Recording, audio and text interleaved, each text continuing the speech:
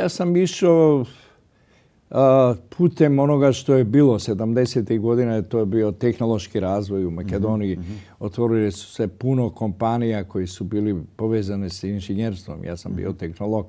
Međutim, tih godina, 74. godine, kad sam završio, onda je bilo prepuno. Odjednom prva i druga generacija, bilo je tu puno inženjera i odjednom sve je stalo. Ja sam morao da odem u vojsci, vratio sam se iz vojske. Onda sam čekao godinu dana da dobijem ne ono što sam hteo. Ja sam hteo recimo da idem u neku spoljno-trgovinsku firmu, da idem u Ohis koji je bio veliki gigant i mjesto podobno, tako sam smatrao, tako sam gledao tada za inženjere i tako. Gro mojih prijatelja su, kolege sa fakulteta su otišli tamo. I onda je ispalo, pivara je bila u neku prinudna uprava pre stečaja. I onda moj otac je bio prijatelj sa tim stečajnim prinudnim upravnikom. Ne voljom došao sam u pivaru. I onda je bilo, znate kako je raditi u neka kompanija koja nije apsolutno pozitivna, koja ne funkcionira apsolutno. To je jedan dio koji treba se čisti. Bilo je radničko samoupravljanje. Radničko samoupravljanje je bio jedan poseban pristup kako da se sporazume sa radnicima. A ja sam bio predsjednik disciplinske komisije. I tada u tom periodu preko te disciplinske komisije mi smo otpustili skoro 100 radnika. Zbog toga što to je bilo, pivara je bila jako dobra u prethodnom periodu. Onda su ušli u investicije i onda je došlo do izraza ono radničko ne samoupravljanje. I onda je trebalo raščistiti, napraviti taj pristup, napraviti kompaniju koja zavisi od to disciplina, standardi, tehnologije i tako da. Mučili smo se do neke 82. godine, a 77. godine mene su poslali u jednoj fabrici koja je bila i ona je bila ispred stečaja. A ja nisam imao ni 2 godine radnog staža kad sam otišao tamo, a cilj mi je bio da tu kompaniju prebacim i spojim sa pivarom. Ali ne lezi vraže. Nisu davali pare, nije bilo potkrepa, pa su me zatvorili. Radnici me zatvorili, bio je generalni štrajk. Nisu me pustali napolje. Koliko ste imali godina tada? Pa ja sam imao 28, 29. Tako mlad i na ovakvim već pozicijama. Koliko vama je trebalo dok ste najprije počeli u proizvodnji, ali tako? A da. Pa onda do generalnog direktora, koliko to godina? Pa bilo je koliko, oko 6-7 godina. Ne, bilo je točno 10 godina. 10 godina? 10 godina, da. Pa mislim da je to jako brzo.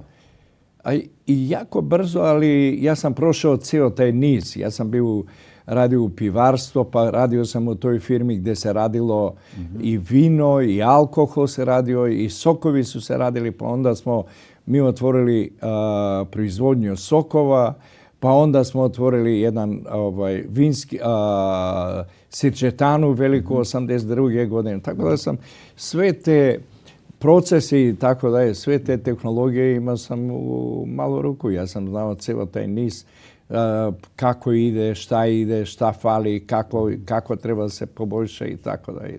A čemu bi recimo pripisali, ajmo ta vaš razvoj i uspon od običnog radnika u proizvodnji do generalnog direktora pivare, samo taj korak da vidimo, jer ovaj sljedeći jedna od najvećih vinarija i imati toliko investicija i tako dalje, vjerovatno još neki drugi korak, ali samo to kad ste se prvi put zaposlili. Jer danas znamo, mladi ljudi nemaju strpljenja, ne?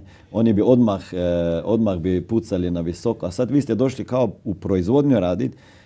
Šta je to bilo ključno i u vama, kod vas, ili vas je neko prepoznao? I ako vas je neko prepoznao, šta je prepoznao to u vama? Koje ste karakteristike? Pa, da li je prepoznao ili nije prepoznao, ja ne znam, ali ja sam bio znatiželjen i agresivan sam bio u tom delu. Agresivan sam bio zbog toga što sam tražio disciplinu, tražio sam standarde, radio sam 82. godine sam prvi put otišao na godišnji odmor sa decom, a tada sam imao... 80? Molim? 80? 82. Aha. To je bilo 6 godina kako sam radio u pivari, a nisam bio na godišnji odmor. I ja odem na godišnji odmor, tada smo pustili da funkcionira sečetana i kod tih takvih automatskih procesa najbitnija je stvar da ne prekine struja, električni tok. Ono je prekinulo, ali treba da uključi generator. Generator nije uključio i proces je pao. I kako je proces pao, trebamo puno vremena, 15 do 20 dana, oni su izgubili, a ja sam bio na odmor. I onda sam ja bio kriv što sam otišao na odmor.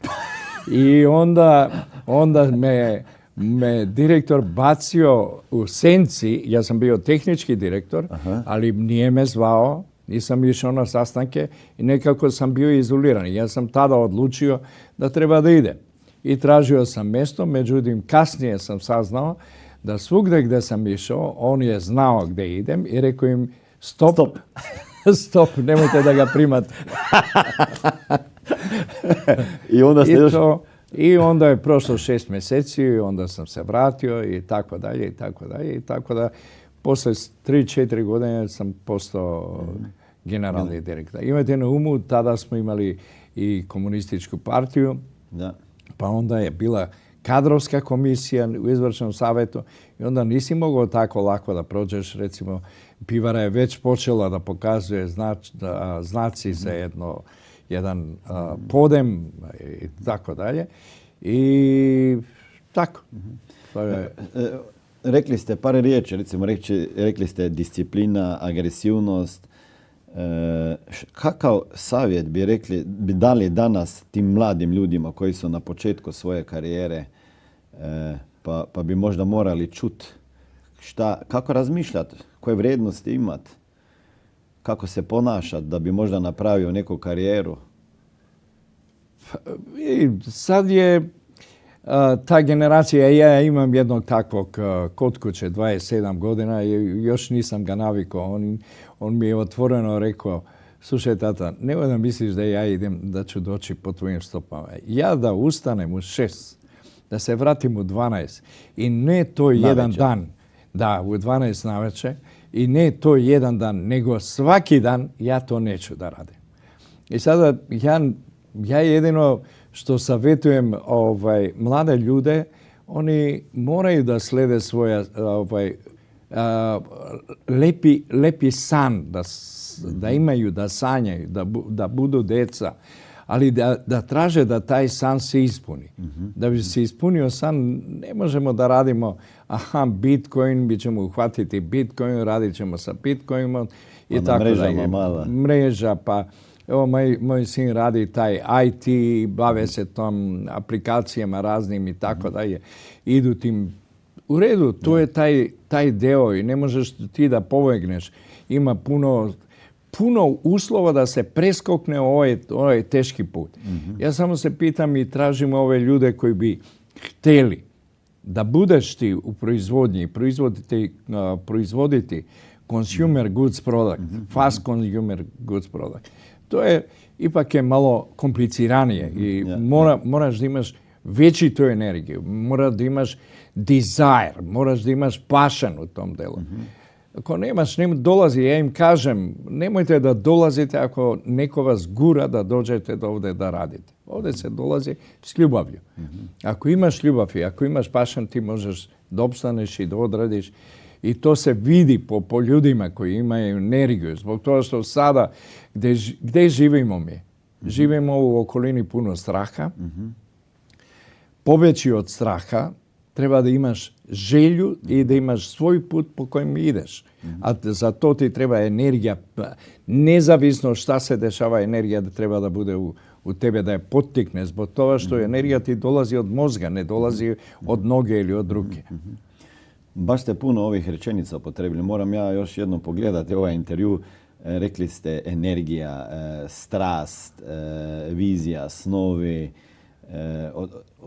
Kako to strast? Recimo vi pričali smo, sad nije tajna, sad znaju neki, ja nisam najmlađi, imam 53 godine, ne? Pa mi nekada neki moji kolege ili neki ljudi koji me znaju, mi znaju reći da previše radim, da se moram malo smiriti, da je to previše i kad ću se smiriti. Pa onda ja počnem malo razmišljati, pa možda je stvarno vrijeme da se smirim, ali šta to znači da se onda smiriš, ja ne razumijem.